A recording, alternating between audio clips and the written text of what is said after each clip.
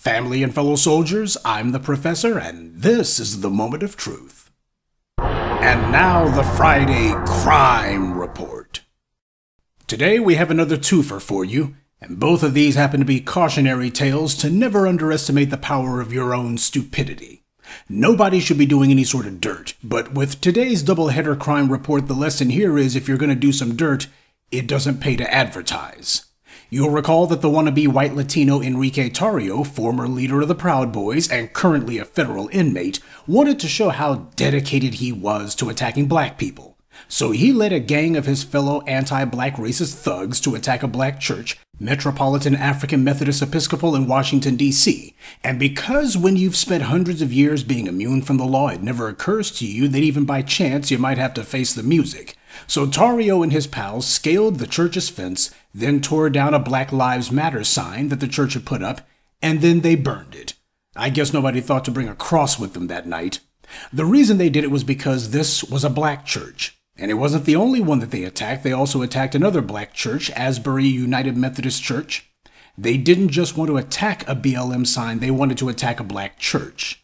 All the Black Lives Matter signs around D.C., but they singled out these black churches to attack. That's how you know that was the real target. Now, this got them a lot of attaboys from their fellow racists on sewers like 4chan and Reddit and Daily Caller, Daily Wire, and the rest of the daily dummies. Attacking a black church, vandalizing it, and desecrating it is done as what they hoped would be a precursor to an armed, violent attack on a black church, and they hoped another black church massacre like the one Dylann Roof carried out. That was what they were wanting to see happen. That's what they were trying to lay the ground for. As a result of these terroristic actions, they were sued in civil court, and the judgment's been handed down, but it was made a hell of a lot easier by the fact that the Loud Boys leader, as well as some of his fellow fools, made history by getting convicted of seditious conspiracy.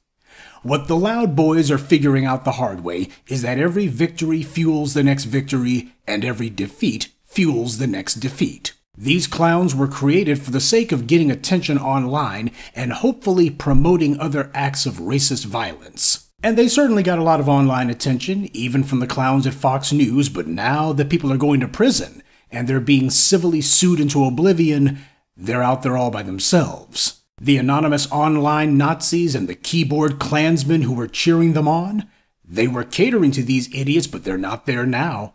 The white racist fools who gave them their state mental health disability checks aren't there either. While it's true that these morons want to think of themselves as being martyrs for the cause, the reality is even their own fellow inbred ideologues don't remember them and don't care about them.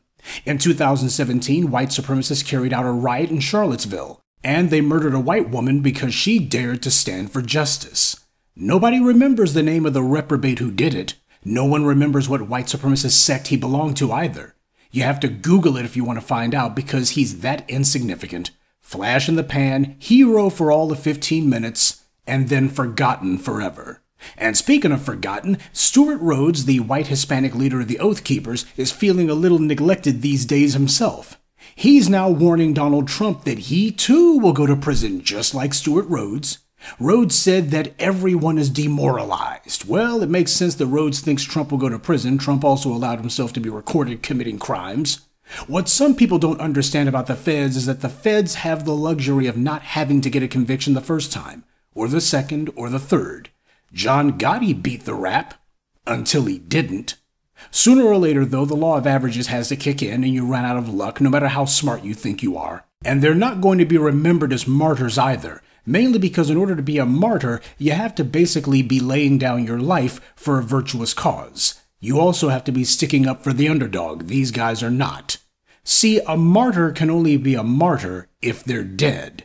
If you capture someone, then they're not a martyr. They're just a prisoner. The British figured that technique out decades ago when dealing with resistance movements in Africa and later in Northern Ireland. When dealing with individuals or groups who are causing you political strife, there are some enemies who it's best to kill, but others who it's best to put in a cage. Some enemy leaders are more valuable in prison than they are in the ground.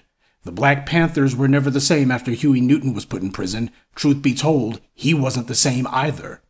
Our enemy is sophisticated. We have to be more so. What Stewart Rhodes and Enrique Tarrio are learning the hard way is the value of leaderless resistance. When you present your enemy with a leader of the movement, you've also presented your enemy with a target to go after too, which is exactly what happened. There's a lesson in that for the black grassroots as well. Sun Tzu said that in order to be inscrutable to your enemy, you have to have that which cannot be attacked. Leaders can be attacked, captured, killed, disgraced, but a code cannot be. Look what happened to the so-called leaders of the Black Lives Matter organization. Notice I said organization, not movement. People trying to become rich and famous and get themselves a gathering and a following for that purpose, and now look at them. Same thing with the Proud Boys and Oath Keepers, bringing camera crews with them for the January 6th insurrection, documenting their crimes. Enrique Tarrio got so full of himself, which is to say full of crap, that during the middle of the insurrection, he was on an encrypted channel telling everybody, make no mistake, we did this. I guess he figured because it was supposed to be encrypted that meant that the feds couldn't break the code, but of course they do. There's encrypted and then there's encrypted. Tarrio and Rhodes did the hardest part of the feds' work for them, making what amounted to video confessions. And why did they do it? Because they were more interested in taking credit than they were in taking the capital.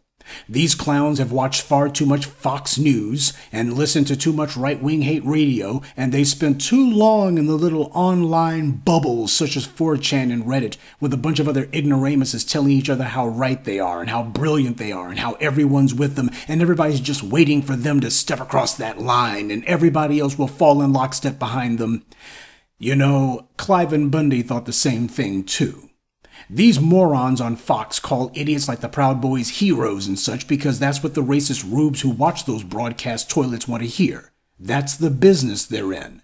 But when push came to shove, Sean Hannity himself and all the rest of them were saying storming the Capitol was a bad idea, and they began distancing themselves from the people who did it. This isn't the 18th century.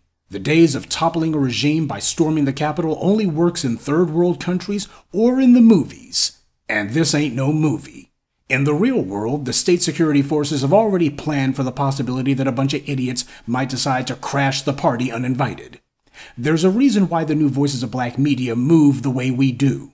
Why you don't see us running around trying to be leaders or taking credit for things that no one in their right mind would want their names associated with.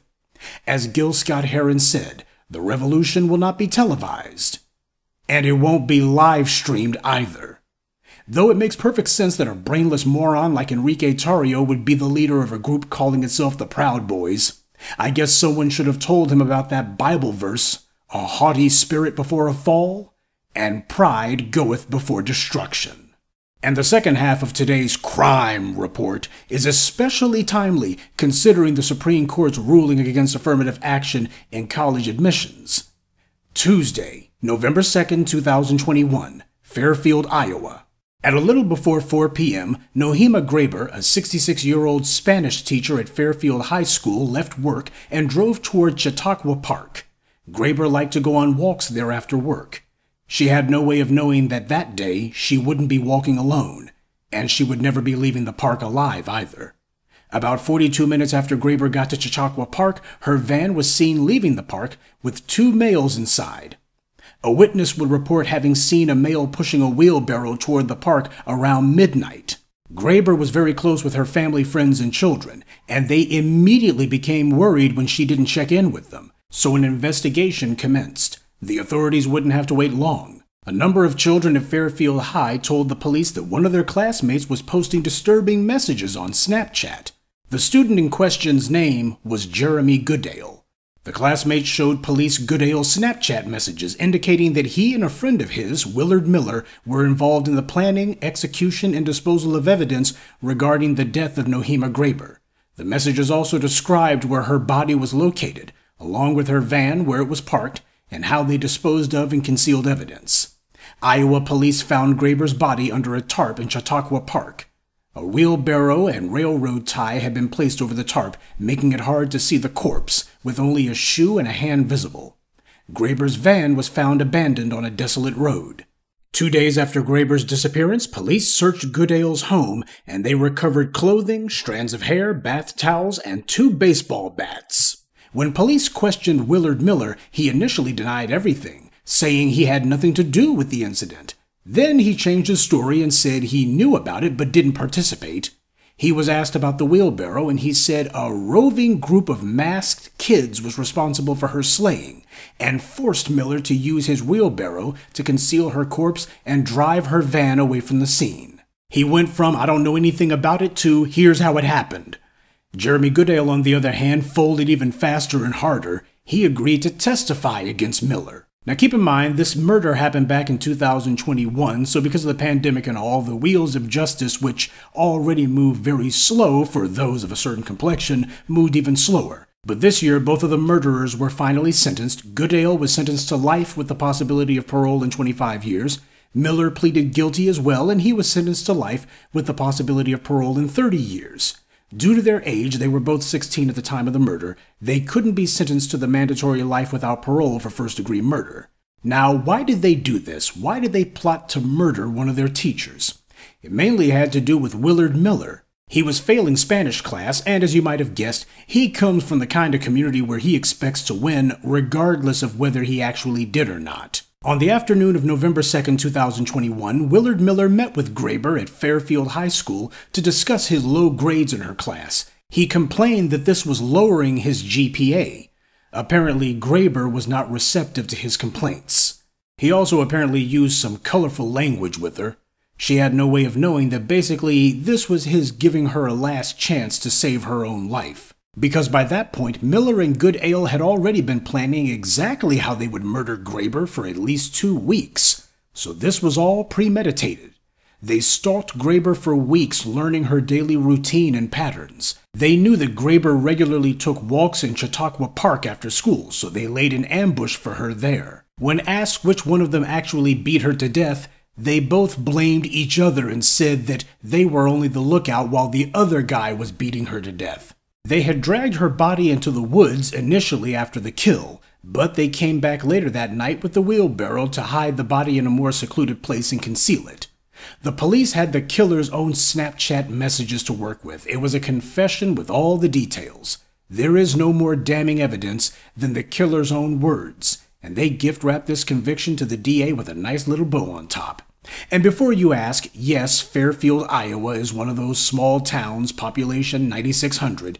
This happened back in 2021, but it really didn't get all that much attention until this year when the sentences were finally handed down. Now, what needs to be remembered is that this is what happens when these privileged people are in a situation where there's no black people to blame for their failings. This is how someone reacts when they've had it all their own way for centuries, and nobody ever tells them no. When they get failing grades, they can make themselves feel better by falsely claiming, well, I would have gotten into that school, but some black person got my spot. Nothing of the sort actually happens, of course. What occurs is they can depend on white privilege, which takes the form of their family connections with white administrators, to help overlook their failed grades. This is why so many of these parents in suburbia or in rural areas demand that colleges and universities accept so-called extracurricular activities as part of going toward whether the university considers them for admissions. Because white families have more money due to historical systemic racism, and so they can afford to send their kids to tennis practice or some other totally unrelated activity, and then they have over the years set it up where universities will actually give them credit towards admission for these extracurricular activities. The people you see telling lies about affirmative action and college admissions are cut from the same cloth as these two killers. This is what happens when there's no racial privilege to change your grades or test scores. They have to accept that they're unqualified and that there won't be any rich, wealthy, right-wing racist who will file a nuisance suit on their behalf. Both the cases of the Oath Keepers and Proud Boys, as well as these two Iowa killer kids, is instructive in that all of them were brought down by their own stupid need to post messages about what they had done. It just goes to show, if you're not careful, you'll talk your way right into a prison cell. Or in these guys' cases, text your way into one. And that's this week's Friday Crime Report. Keep your eyes open and stay on alert, because there's a lot worse criminals out there than the ones the white corporate media chooses to show you. Good day, and be one. I'd like to take a moment to mention some of our contributors. T. Odom, James Elo, Sharice Matthews, Brandon Davis, and Noel Williams. Salute to them, and thank you to everyone for listening, liking, and sharing this message. Black empowerment only exists because of you.